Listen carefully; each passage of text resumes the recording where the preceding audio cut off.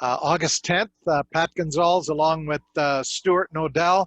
Another edition of Track Announcer's Notebook, and we've got a special guest tonight, Ben Young, who many thought we would see at Calabogie back on July the 25th for the first of the CSBK Superbike rounds held in conjunction with the Pro 6 Cycle track days. And of course, coming up this weekend at Canadian Tire Motorsport Park will be races 3 and 4 of the championship, along with all of the other CSBK classes, once again in conjunction with the Pro 6 Cycle track days that are running at CTMP this week. Thursday and Friday, Riders' Choice will have their track days, and I know a number of the riders have elected to book at least 1 or 2 days to get in some additional track time and setup time on the bikes, because on the weekend the practice sessions are short and the on-track time is going to be limited. We're going to touch on the weather for the weekend. That looks like it might be a little bit different on Sunday that the riders will see on Saturday. But right now, my co-host Stuart Nodell is standing by, and once we get through all our track announcers' notebook notes, we'll get into conversation with Ben Young and talk about his season or lack thereof so far this year, and the decisions he had to make. So, Stuart, first of all, another round for Moto America, this time at the racetrack just outside of Pittsburgh. And once again, Alex Dumas, who we had on the show a few weeks ago, after a couple of podium finishes the previous weekend at Road Atlanta, had another great weekend, including almost winning the first of the 2 Stock 1000 races. Yeah, that's right, Pat. I was fortunate to be able to catch the race myself on Saturday, and Alex had a good qualifying position in 5th, but he was, on row 2, and he immediately jumped out to the race leader's pace, and he was rated all over Cameron Peterson in that first race on Saturday. And then they did have a red flag. They did a complete restart, but Alex then on the restart again got his way right back up to the front of the field. He actually even led part of that race, and on the second to last lap, Cameron Peterson passed him back, but he was a real threat for that win, and he's looking strong. And on Sunday, he looked like he rounded out in a 4th place finish. So he sits 3rd in the championship. He's only about 24 points out of the lead, and it's tight between Cameron Peterson, Corey Alexander, and Alex Dumas.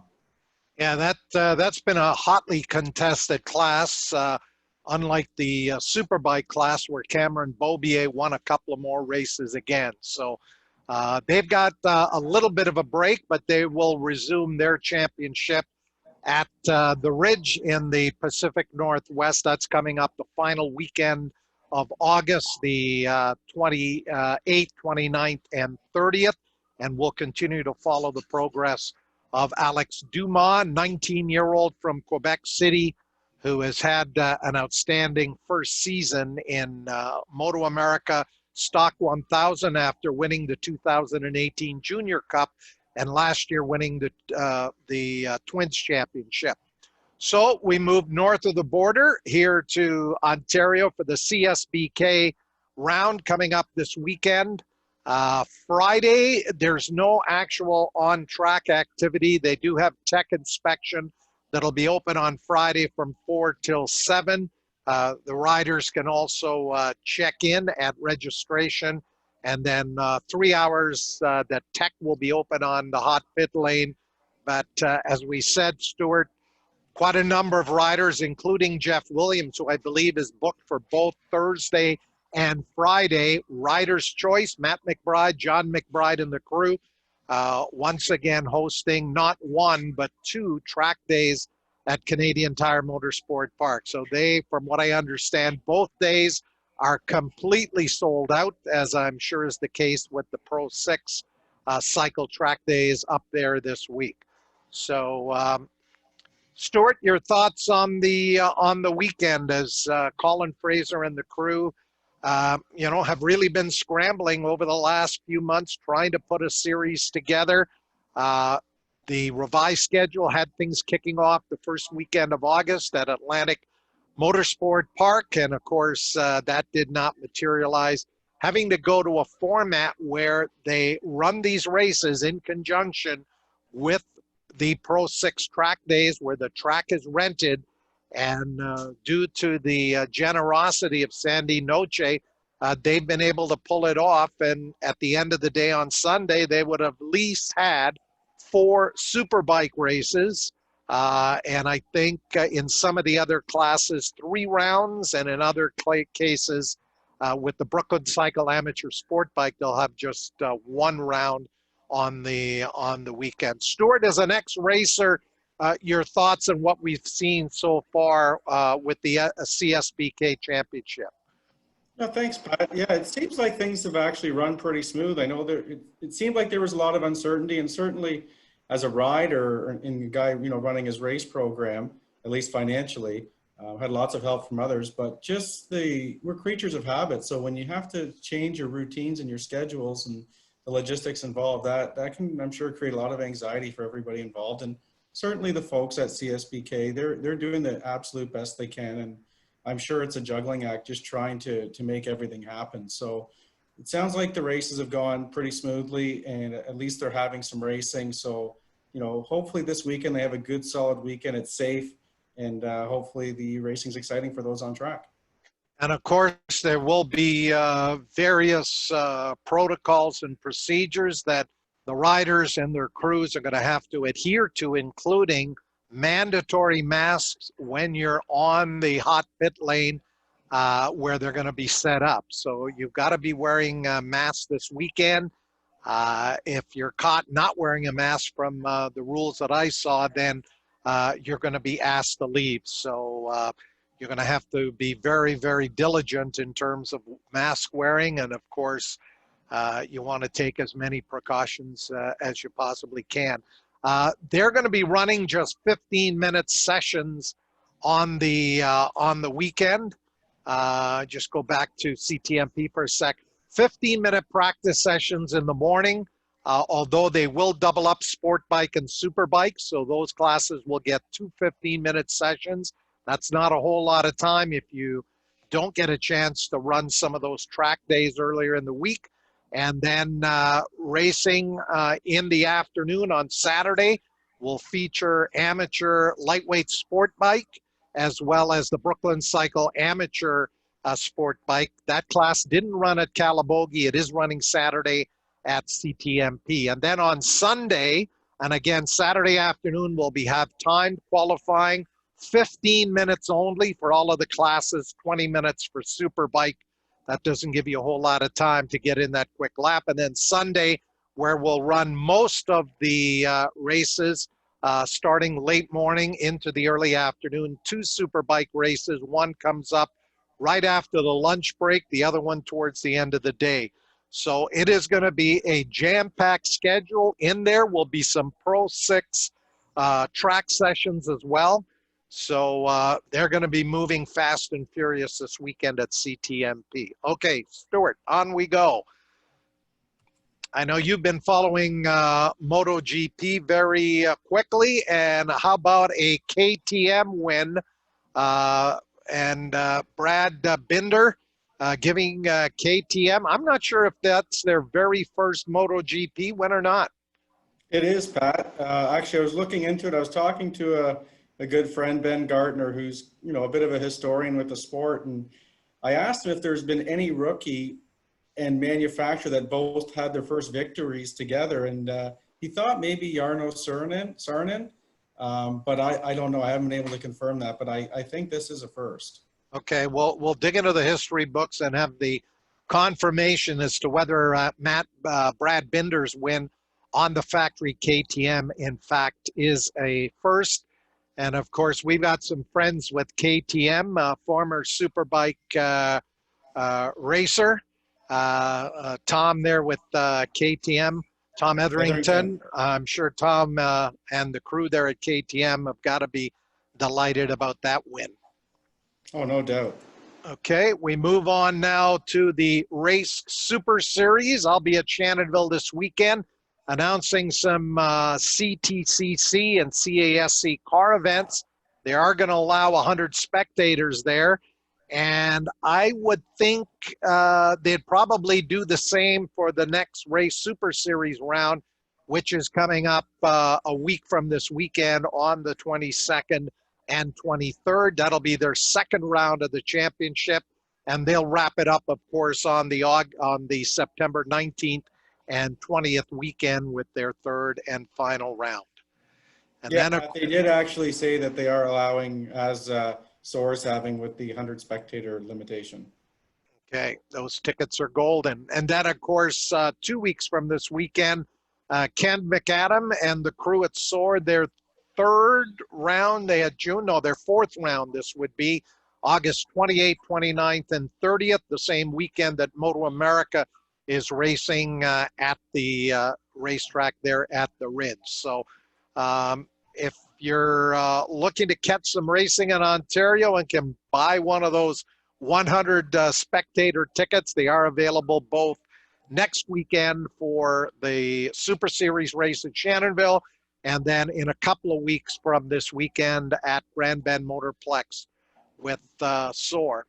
And final bit of news we just wanted to cover on Track Announcer's Notebook before we get to Ben Young. Of course, Laconia Bike Week, always a fixture, and if the border was open, I'm sure there would be many motorcyclists from Quebec and Ontario heading to Loudon, New Hampshire, not only for the rally there, but also the racing at New Hampshire Speedway. There will be racing going on there. I mean, of course, there'll be lots of protocols and procedures, but they will be running racing. And there you see the Motorcycle Week at New Hampshire starts on the 22nd, goes until the 30th over those 2 weekends.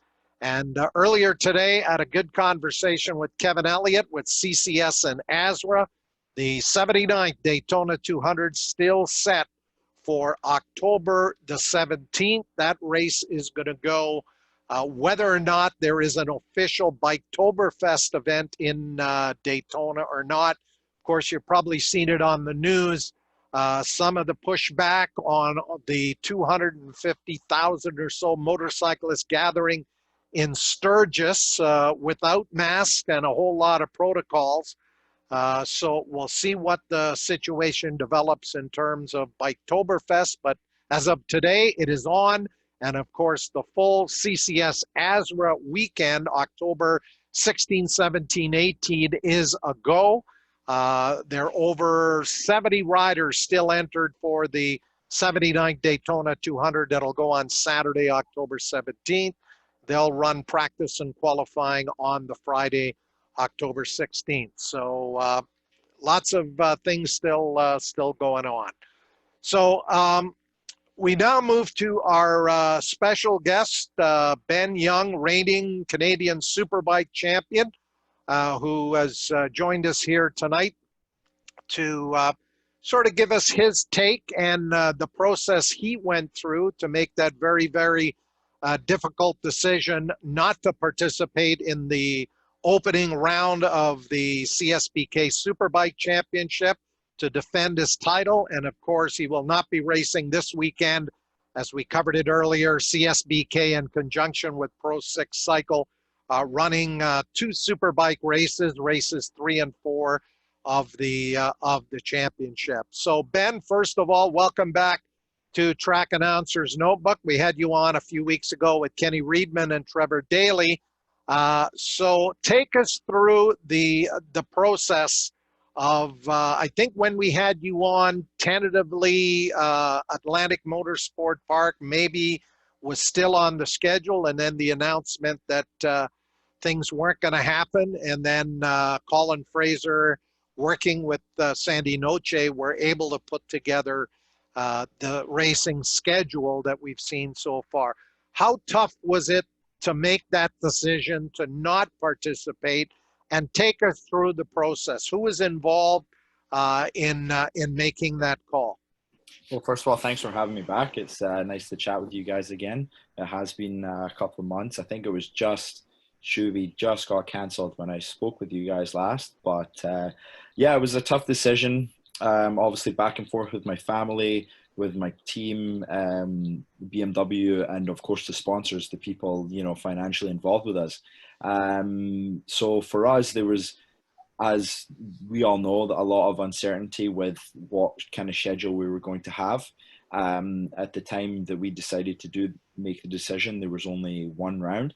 And at the end of the day, I just couldn't deliver to my sponsors what we initially agreed on.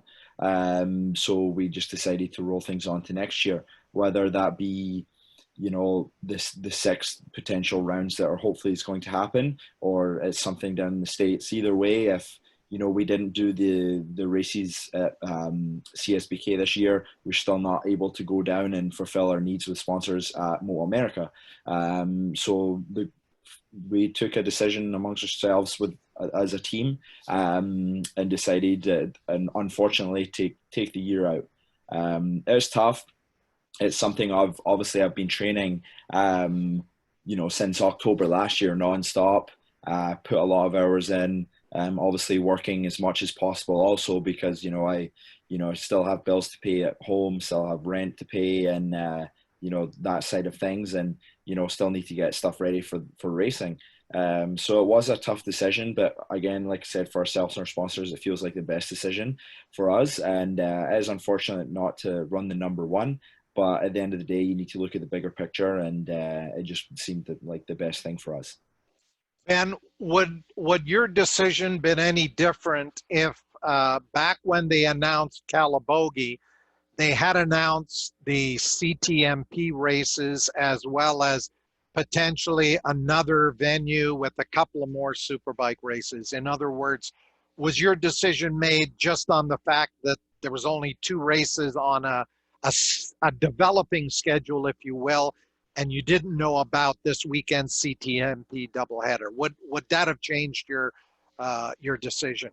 Not necessarily. It's something that was always spoken about, and the kind of the background behind the scenes was still doing these rounds. It was they just wanted to see how the Calabogie was going to go. It was just more of the fact that, like I said, we agreed upon our sponsors and everybody involved that it was going to be a 6-round series. And there was no way that was going to be possible with the way with dates, that knowing that hopefully they were going to get 3. So I think they are still looking to do 3, but again, like I said, that's half of what our obligation to our sponsors are. And it's an unfortunate thing, that the biggest thing is the spectators also. You pay X amount of dollars to have your name on the side of the motorcycle, and if nobody's seen that, it's tough. So it's great that they managed to get the cameras up and recording for Calabogie, and hopefully they'll have the same again this weekend. But yeah, like I said, it is unfortunate, but that's racing, and it's you just need to hang tight and be patient, and we're coming back swinging in 2021. There's no doubt about it. Ben, I know you've spoken to Trevor Daly, who's a friend, and also Jeff Williams, like you, racing the BMW following Calabogie. What was your take on Calabogie in terms of the results and what you saw there? What would be some kind of a prediction as to what's going to happen at Canadian Tire Motorsport Park this weekend? Yeah, as far as results, it's it's tough to say. It was great to see Michael do well in the new BMW. Obviously, Jeff well in the new BMW also. It shows how good of a package that bike is. I know the lap times weren't there from what they were when they last raced there in 2015, I believe. But then again, like we just spoke about before we came live, you can never predict. Nothing's the same on the same day. So I'm sure obviously those guys were trying hard. There's no doubt about it. But yeah, so it's the results were, it was good for Jeff and good for Trevor. Like I said, also, when I called Trevor to speak about it, it was more of just to see how my friend was doing and how his weekend went. It wasn't so much to hear about the weekend. I just wanted to make sure that my buddy had a good time. Just because it's obviously, there's no doubt about it. I wanted to be there. it just didn't work for us. And that was a hard part. I tried to keep myself busy. I went on a couple of my buddies came up. We did 170 kilometers on the bicycle up at 5 o'clock in the morning, and just to keep the mind, the mind at ease and keep it busy. So that was tough, but yeah, I'll be interested this weekend. I'm not sure who all is going that wasn't at Calabogie. I'm sure there's going to be a few. I spoke to Kenny. I know he's not going. Thomas tried to give me a call earlier. I was out on the bicycle, so I missed it. But I know he's there right now coaching, but he won't be racing. So I'm sure I'll just be, the usual four up front. So it'll be interesting to see. I know Trevor's made a lot of developments on the Suzuki this year, where she struggled a bit at struggled a bit at Motorsport last year, but then again, he didn't really struggle. There was 10 of us going for the win, and he was in that group. So I'll be interested to see how he gets along. And I know Jeff's got the mentality of it's going to be coming back in a wheelbarrow if it's not at the top of the podium. So we'll see how that goes for him. But yeah, I'm sure it'll be great racing for everybody. And like you said, with the weather on Sunday, hopefully it holds off, and they can get some good racing in. You actually got in some laps on the Calabogie track a couple of weeks before the actual races there. What was your impression of that racetrack? I know there's some sections where it can be very unforgiving. Yeah, it's I quite enjoy riding there. It's a track that I've never raced at. I've only ever rode there for a track there, had some fun there riding leisurely, and so it was nice to get there with all the guys out a couple of weeks before. I was just coincidentally going anyway, and then the race happened. So a lot of people, I told people prior to that race that I wasn't participating, and a lot of people thought maybe I was going to change my mind after I was there. Like I said, that doesn't change. It doesn't change the money side of things, unfortunately.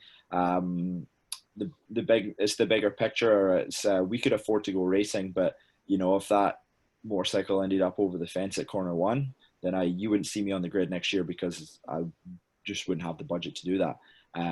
So that's the unfortunate side, but yeah, I enjoyed riding up there, and Jeff was there, Michael, Leon, Trevor, and also Jordan Zook was there as well. So that was quite good to get on the track with everybody at the same time, and see where we stacked up on the new bike. So it was, all went well. It was good fun, and hopefully I'll get back out there this year, all going well.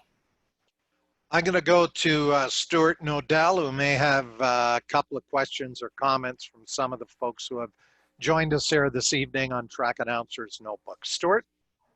Yeah, thanks, Pat. We have Jim Brown on the call with us again, and he's usually participates every week, and he's the one who looks after Jeff Williams. And he basically wanted to say, in hearing our conversation earlier with Ben a little bit, that he'd be glad to come pick the trophy up from him anytime. Yeah, Jem and Jeff were always a good couple of guys to hang out with. Actually, Jeff and I and Jem, we went down to Jennings last year, and we rode for, I think we were there for 2 days riding, but we only rode a day and a half because you get so much track time in. And yeah, we had a good fun together, good times, and enjoyed a good steak and a margarita at the end of the day. Yeah, Anything else, Stuart? Jeff's a great, well, I was just going to say, Jeff's a great guy to travel with. When I was an amateur and Jeff was first to pro, we used to travel to a lot of US races together. So I know what it's like to go with Jeff. Yeah. We stopped at an awful lot of go-kart tracks. I don't know if Jerry joined you, but when you get Jerry and Jeff together, you got to stop at every go-kart track. Great people. Yeah, we went to Road Atlanta on the way because it was the first race of the year for Moto America, and we were riding. I think we rode the Saturday, Sunday at Jennings. So we stopped by there on the Friday. It was free entry for spectators, which was great. So we rolled in. I was grabbing my helmets from Arai because we usually get charged the duties when we cross the border on them. So I just picked them up down there. And I was following them. We were driving, we're driving from Road Atlanta back to 75. So saw these back roads to get down in 75. And I remember the speed limit being like 50 miles an hour. And I was on the governor on my van, and it goes, the governor's at I think 82 miles an hour. So, and I could not keep up with them. We finally made it to the Highway 75. We both stopped for gas. I was like, Jeff, just go, because now we're on a 75 mile an hour, 80 mile an hour road. I'm like, I've got no chance hanging with you. I'll just see you at the hotel. Yeah, he's quite the guy. And before we came on, we're chatting about the fact that you're not going to obviously be at CTMP this weekend, but you're actually going to be able to get a little bit of a summer vacation in and drive out to Alberta and BC. You're going to get a chance to run the bike at the Area 27 track. That's about 4 hours southeast of Vancouver. But I know there has been some discussion in the past that that could be a possible venue in the years to come for one of the CSBK rounds, if we could hopefully put it together with one of the racetracks in Alberta and recreate the old Western swing that was part of the CSBK National Road Racing Superbike Championships. Yeah, that would be great if they could. You know, Jordan and I went out last year and did the Dunlop tire test, tested out the track and surface and everything. And, you know, we had a great time. The track is unbelievable out there. They did such a great job with it. And yeah, something my dad's been picking at me for a while. You know, you should go riding, go out west, do some work with Willie, my crew chief that lives in Calgary. So I was, you know, always kind of putting on the back burner just because, you know, I'm not racing. So I just need to work right now and make money while, you know, while the sun shines kind of thing. So working hard. And he kept bugging me. I was like, you know what? Okay, let's do it. And it's such a shame because we're so busy at work right now for me to be taking, you know, the 2 weeks off I'll be taking. But at the end of the day, you need to look at it in you know, a mental health kind of side. You know, you need to have fun every now and then. And yeah, I'm really looking forward to it. It's been a long time since we drove across country. I think it would be, you know, 2013 or 15, I think. You know, I think 15 I drove to Texas and back, but you know, I think it's been since 13 since we drove out to, you know, to Laguna. So it's been a while since we've done I've done a long haul like that.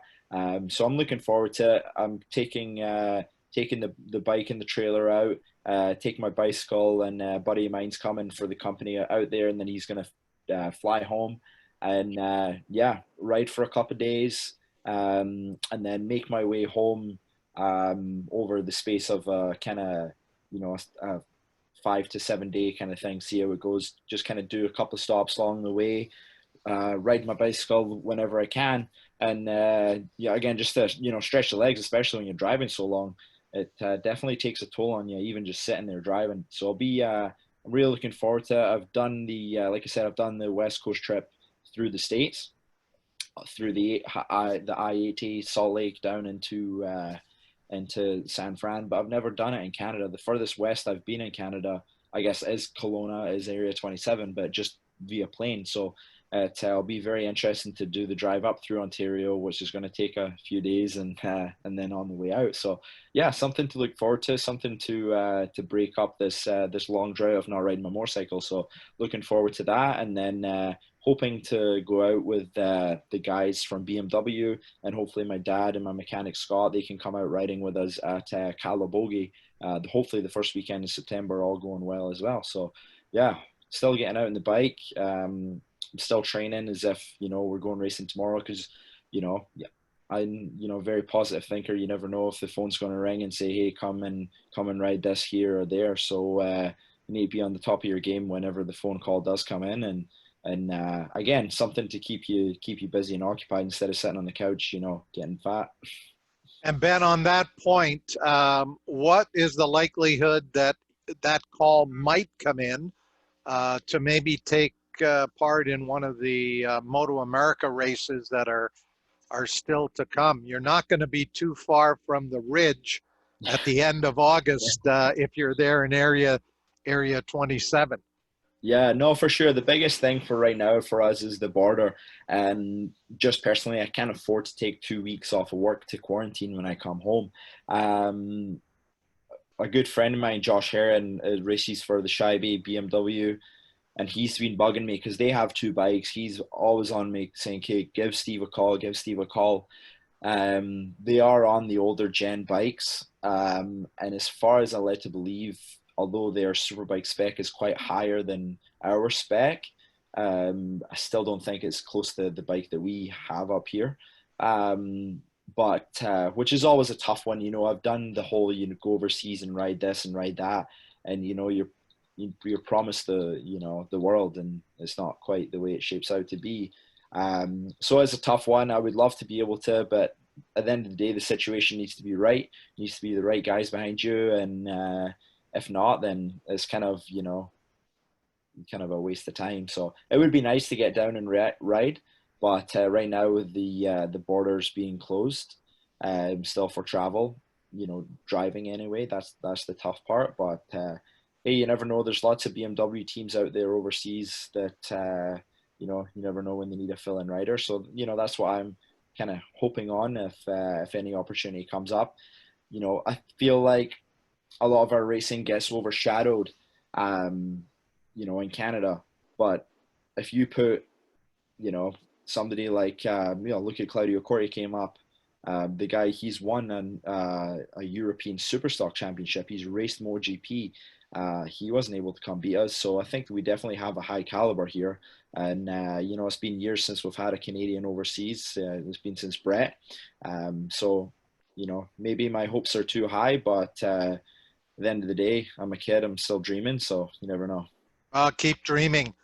When you were on the show before, and I think somebody brought up the question about who is the next wave of great Canadian racers, you mentioned the Leclerc brothers, Jake and Bannon. We actually had them on the show a couple of weeks later. Have you been following Moto America much? And what are your thoughts on young Alex Dumas, who's sitting third in the Stock 1000 Championship? Yeah, Alex is doing great. One thing I was worried about before is you see so many young guys come up onto riding, whether it be a 600 or a 1000, and they do so well prior to that, and then they just really struggle because they are big bikes to lug around. And I know Alex is not a big guy, so it's great to see him doing well. So I'm really looking forward to seeing what happens with him next year. Because surely, there's going to be an opening up in that M4, in the M4 Suzuki team and Superbike. You would only hope for him. Anyway, there's a spot there.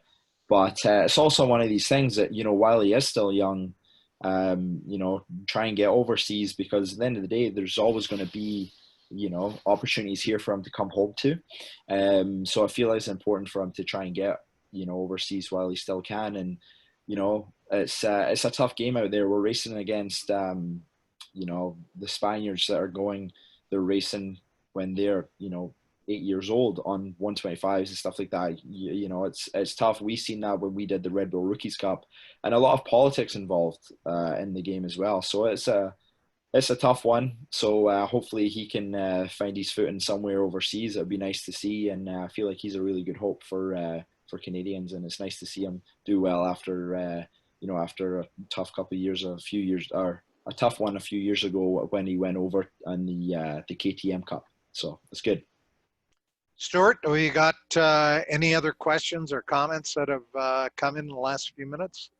Yeah, we've just had one come in, and it's just more of a question of what's really the plan if COVID protocols don't change for next year. Obviously, none of us have a crystal ball, but just wondering if Ben maybe has any kind of contingency plan for at some point he's going to want to move forward and race at some level somewhere.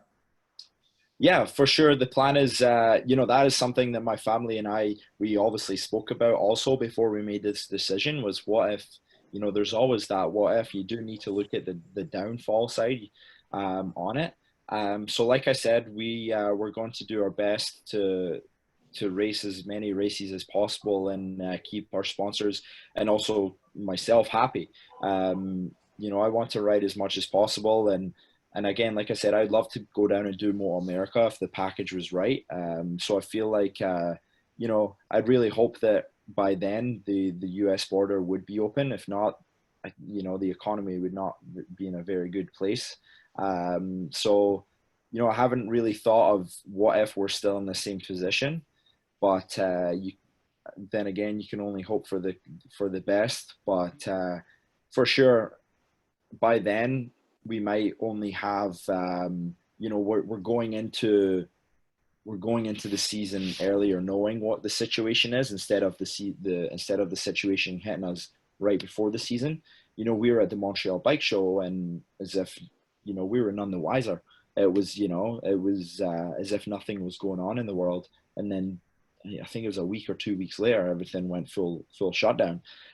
So at least this way, going into next year, we know what events can happen, with the rulings and such. So hopefully that way they'll still have a full championship. Fingers crossed. Well, indeed, I think the key is to get to the point where we can have spectators, even if there still has to be some kind of protocol and procedures to allow that to happen. Now, it has been what I've called a TBA and TBC kind of year. The Indy 500 was supposed to have 25% of capacity, which would have given them about 75,000 fans. And with the increase in cases, that, of course, is last week they announced 0 fans. So I think every race organization, whether it's a car or motorcycle, is really doing their best during circumstances that we've never seen before. And for instance, assuming that the 79th Daytona 200 goes on October the 17th, that'll mean next March will be the 80th, but will the Canadian border be open? We hope so, but that's not a for sure either. So this thing continues to roll out week by week. And, the recent surge in cases in the U.S. has not been good.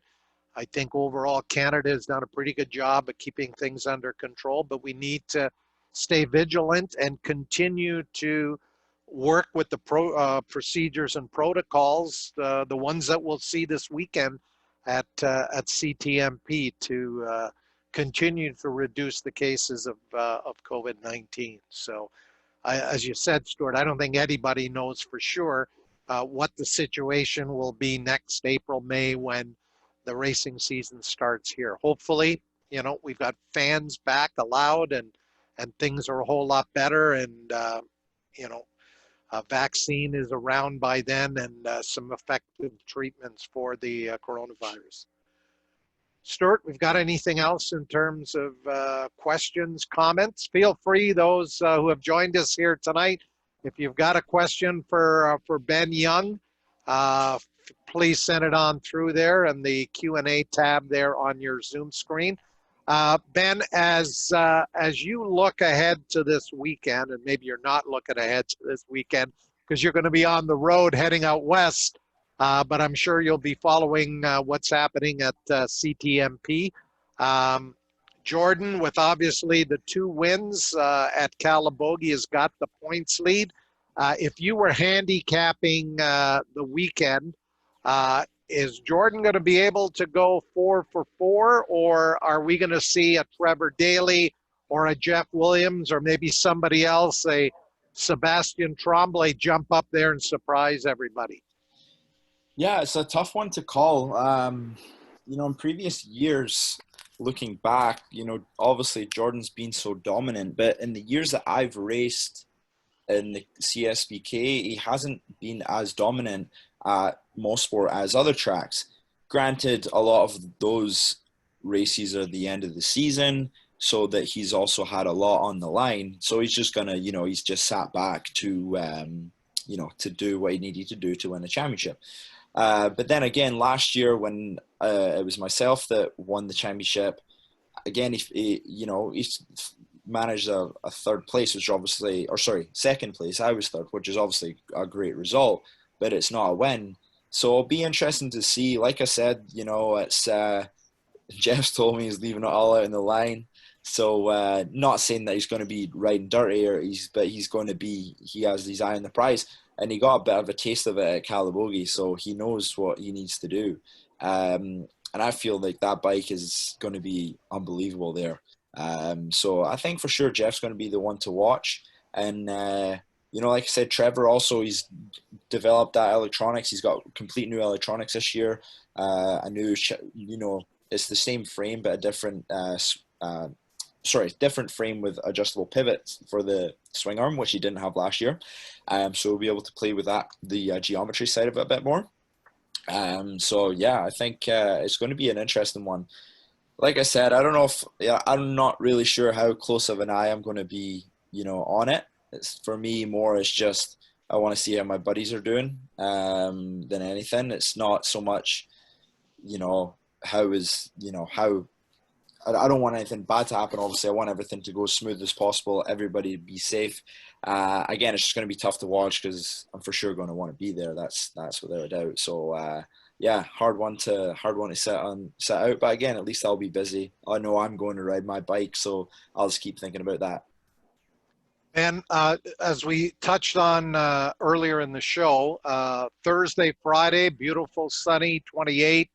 Saturday, pretty much the same, but the latest forecast is calling for some rain on Sunday. Of course, Canadian Tire Motorsport Park is up on that Oak Ridges Moraine, and sometimes it can have its own weather. It could be sunny in Toronto, raining up there, and vice versa. Given the short practice sessions on the weekend, where you're going to probably qualify in the dry, how difficult would it be for any of those top Superbike riders if all of a sudden it is wet on Sunday, you've only got one practice session Sunday morning, to make the adjustments and changes to the bike to get ready for possibly 2 Superbike races in the wet when you've practiced and qualified in the dry? How difficult, and how much of that is physical and how much of that's mental? Yeah, it would be tough. It's something that we actually ran into last year at Superbike. We were on the grid for the race and the heavens opened and it came very horizontal as well. There was no hiding. The only hiding from that was in a vehicle. There was, no matter where you were getting soaking wet, the way the rain was coming down. And we had the same thing. The rain came by very heavily. They needed about 20 minutes to do a bit of a cleanup to get some run off some water, and then we did a practice. I think we only had like 5 or 10 minute open practice to go out, and the problem with that was the situation of wet tires. Was that making sure Dunlop had enough for all the riders, plus, you know, not only Superbike but amateur, Superbike, sport bike, and so on and so forth.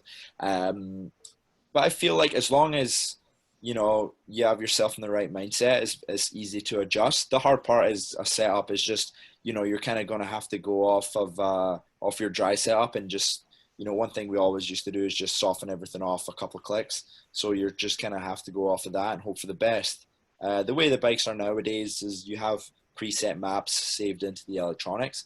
So you hit a few buttons and you're in a wet mode and away you go with it. But big for sure mentally, if you're not a rain specialist or a bit nervous in the rain, it is a bit up in the air and a bit timid. You know, I'd never raced the Superbike in the rain. I've only done a few practices in the rain, and even at that, very minimal. And they all actually were at Shuby. And we did the practice last year before the race, and I think I was quickest or second quickest, so that was comforting within that. But the last thing I wanted to do was, I was on pole and I didn't want to get the whole shot, because I knew that, you know, when you're leading the race in the rain, is you're the first one to hit it. You're the first one, you know, getting the unexpected essentially, and you're the one that's setting the pace and pushing. So that was the way it worked out. And, you know, luckily I just set into a comfort zone and managed to get away with it. And, you know, Jordan and I had a few battles and then that was that. But yeah, it can be an unnerving thing. And at the end of the day, you just need to be safe, especially at a high-speed track like that. And with so many pavement changes, you know, that's the tough part, because there's different grip within that. So I just hope now with the new pavement in Mosport, it's had enough time to cure and leak out any of the oils that it had in it, because that is another thing when the rain comes, is it can get very slick on that side of things. And as you mentioned, Canadian Tire Motorsport Park has, from what I understand, completely paved the entire track all the way around. how would that affect your setup and your numbers that you may have had, say from last year going into the weekend? Are you starting from scratch because it has been totally repaved? I think you'd for sure start at this where you finished. If anything, just a little bit softer because your setup from where you finish is when you were at your peak in that weekend. So if you start with that, you need to build yourself up speed, and the bike will be way too stiff for it. I feel like you'll just start there as a good base. Luckily, with the nature of the track, it's pretty flowy. So there's no real spots that you really have to work the bike around. If it was a track like Shuby, that would be a very tough one, just with the stop and start and then the very, the rough roller coaster section.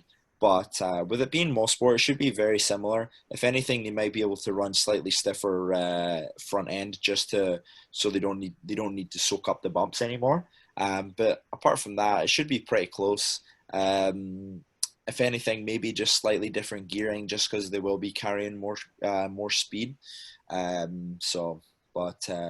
I'll be interested to see the speed differences in lap times, to see if there's going to be a 19 there.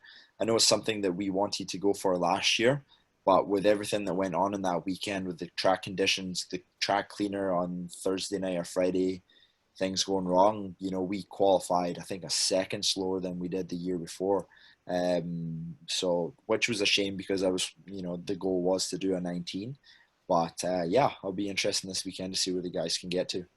Well, when we had Trevor Daly on last weekend with the new pavement, Trevor, of course, began racing in cars before switching to superbikes. The car guys have been saying it's been a second and a half. So if that translates to the superbikes, we could be looking at a minute 19 and change for the pole. That's on Saturday. We hope that it stays dry on Sunday for both superbike races. But Stuart, I think Jim Brown must feel that his rider, Jeff Williams, is one of those rain gods who, relative to the other riders, has got a bit of an upper hand and an advantage in the rain, sort of like those horses that run beautifully in the slop, but on a fast racetrack are finishing last. Yeah, I guess Jeff would be considered a mutter then, because all of his experience, for sure, Jeff has raced in every condition. I remember racing at Daytona in the mid 90s in like monsoon type weather. So if someone like Jeff could have that opportunity, he's going to be one of the favorites, as Ben mentioned earlier, whether it be dry or wet. But in the wet, I think Jeff doesn't lack in confidence. So I think he'll be good to go if it's wet, and he'll see that as a real opportunity where someone, some of the other guys maybe not feel as confident. So Ben Young, how would you approach if you had made the decision to race, whether or not you'd run at Calabogie or not? What would be the preparation going into this weekend? Like, what would Trevor Daly be looking at doing so that he peaks for qualifying and then he's there for the races? I feel like the biggest thing is just having fun. Having fun riding. Sometimes you can just be your own worst enemy, and you let small things get to you and bring you down, and things that are not going to affect you on track. So it's just having a good mindset and believing in yourself, knowing you could do it. As far as preparation for myself, what I like to do is, I like to, I'm a be on time guy. If I say I'm going to be at your house at 9 o'clock, I'll be there at 8:59. So I think the biggest thing is just starting the whole weekend off right. Therefore, being there decent time, getting set up, getting tires done the night before, not rushing, and just having everything, all the ducks in a row. And I feel like that is just, a great way to start the weekend. Like I said, it just puts yourself in the right mindset. There's no rush about it. And, and just always have fun with it. That's the biggest thing we had last year. Obviously, there was the stress about, going in to win a championship. And for myself, it was tough because we were able to we did clinch on the Saturday, but we didn't necessarily have to do it. you know, and having the crash prior in the morning, it was, okay, how hard do I want to push, you know, and but you know, I just kind of took it as, you know, it's what it is.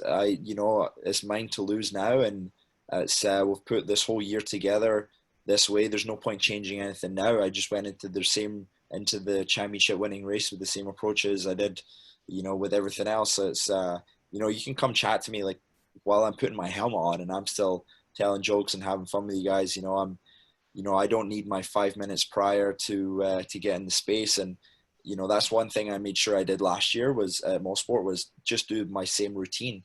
And there's no point changing something that obviously works. So yeah, just keeping the right mindset and you know, believing in yourself is, you know, I feel like the best way to be as prepared as possible for that. And obviously, you know, there's the physical side of things, but such a mental game. This is the sport we're in, so it's best to be in the best mindset as possible. Have you ever considered, and you know, October 17th is the 79th Daytona 200. Is that a race that that you've thought of running in maybe next March, where it's the 80th? Again, assuming that the border is open, but you would have to go from the BMW to some other 600cc machine. Yeah, I would love to race the 200 again. I think the last time I did it was this. If we're at 79th now, was it be the 75th? Would it be the last time? I think. Okay. I believe so. Yeah, it's been a while. I think 2014 or 13 was the last time, so I guess it wasn't the fifth. But yeah, it would be fun to ride. It's, you know, I quite enjoy. You know, I always enjoyed racing at Daytona. It was for me, it was a great season opener. I did never really considered it as a part of the championship when we did it, because it's nothing like any of the other races. You know, I was very fortunate to finish. I think I finished eighth. You know, our last trip there, which was, I believe, second last year running of DM or AMA, running at DMG, and that's when, you know, it was still all factory teams were in it, and it was a very stacked field that year. So I was very fortunate to have a good run in there, and yeah, it would be fun to go back. It'd be strange jumping on a 600 again. It's been a fair few years since I've been on one. You definitely ride them a lot different. But yeah, it'd be fun to go down there if the opportunity came. I always told Jeff that I would go down with him and hold the fire extinguisher if he needed a hand. It's our first year running it. We had I had Kenny holding Kenny was on the, I can't remember what, I think he was holding the fire extinguisher on our team. Roland was helping also, and then the second year I did it, Chris Garvey came down and I think he held the fire extinguisher for me that year as well. So it's something that'd be cool to be a part of. But obviously it'd be a lot more fun if I was riding. But again, it's you know, it's a costly race for one event, and that's the hard part of it. Like I said, that's why we didn't really consider it part of our championship, because the bike is completely different. You know, you're putting all this quick change stuff on it, and then you're tearing it off, and then we're off to Road Atlanta for race two, kind of thing. So, but it would be enjoyable to go down and race the bankings again for sure. Well, Ben, I know you're going to be heading out west on the road again, if you will. Maybe you can come back with us in 2 or 3 weeks and sort of recap what Ben Young's great Western Canada adventures been like, both in the track day that you're going to be participating in at Area 27, and also getting an opportunity to see places like Banff and Jasper and the Canadian Rockies for the first time. Yeah, no, for sure. It'd be great to tell you, and hopefully I'll have plenty of stories to tell. And yeah, it'd be great to chat with you guys again. Okay, Ben Young, thanks again for coming on board. I got a feeling you're going to be closely watching what goes on at Canadian Tire Motorsport Park this weekend. If not, people are going to be texting you and you know, getting on social media and updating. We hope it's a great weekend there for all of the racers and everybody works closely with the various protocols and procedures that are going to be in place. Again, no fans permitted. And I think Pro 6, as we said, has got a busy week, and then Riders' Choice there on Thursday and Friday, where Jeff Williams, as we said, is among the racers who is going to try to get in some early track time to shake down the equipment before those short practice sessions on Saturday and on into qualifying. And most of the races on Sunday. There are a couple of races going there Saturday in amateur lightweight sport bike and the Brooklyn Cycle amateur sport bike classes. Ben, any parting thoughts or well wishes to your fellow competitors that you won't get to race with this weekend? Yeah, well, again, thank you guys for having me. It's nice to always catch up with you guys. It's you know, we don't see you, Pat, too often. It's you know, only a couple of times a year, so it's nice to chat. And yeah, obviously, best of luck and safe riding to everybody. I think I've made it clear who I'm cheering for this weekend. It's so yeah, it'll be interesting to see. And like I said, hopefully everything goes safe. Hopefully that rain misses them. You know, like we said, it's a different climate there. So, but definitely looking forward to riding the Area 27 on the 2020 BMW. So it should be fun, and looking forward to reporting back with you guys. Okay, Ben, have a great and safe trip out west, and all the best at Area 27. Ben Young, our reigning Canadian Superbike champion, who will hand over that #1 plate at the end of the season to one rider. That'll be determined in a big way this weekend at Canadian Tire Motorsport Park. Ben, all the best. Stuart Nodell, interesting weekend coming up, but some interesting weekends coming up in the next month or so. As we said, the Super Series at Shannonville next weekend. And then at the end of August, Ken McAdam, who's done a great job with the Soar Series out at Grand Bend Motorplex. Yeah, absolutely, Pat. It's hopefully a good, strong wrap up to the end of the summer. Sorry to even have to say that, but we're kind of winding down things, and looks like there's going to be some good racing to be had. And also, like you, just like to wish Ben the rest of the summer that hopefully has a good trip out west. And I know everybody's missing watching him race, and hopefully wherever he chooses to race or wherever opportunity might unfold, he gets a great opportunity, because he's deservingly so. Okay, and we just like to give a shout out to our good friend Sam Boyd and his cohort, Jim St. Clair. They're usually extremely busy this time of year. Sam is the road manager for Burton Cummings, but if you think motorcycle road racing has got it tough, how about if you're in the music business? Just no concerts, summer festivals, all that stuff going on. Hopefully all that stuff is going to return in 2021. In fact, Jim and Sam would be out at Canadian Tire Motorsport Park this weekend if they allowed fans, but they'll have to follow things. I believe the CSBK website, you can follow live scoring if you want to see qualifying, and I think times for probably the practice sessions, qualifying, and of course for the races. I believe you can get it on the CSBK website. So that's going to take care of this edition of Track Announcers Notebook. We'll be back next Monday night at 8 p.m. Eastern. Our thanks to everyone for joining us here on the Zoom call. And I'll send it over to my co-host, Stuart Nodell, for his final thoughts. Stuart? Thanks, Pat. Just wanted to thank everyone for coming and joining in and sharing in the conversation. And don't forget to follow us on YouTube. Usually within a couple of days of airing the show, we have it up on our YouTube channel, the Track Announcers Notebook. And that's about all, Pat. Thank you, Stuart.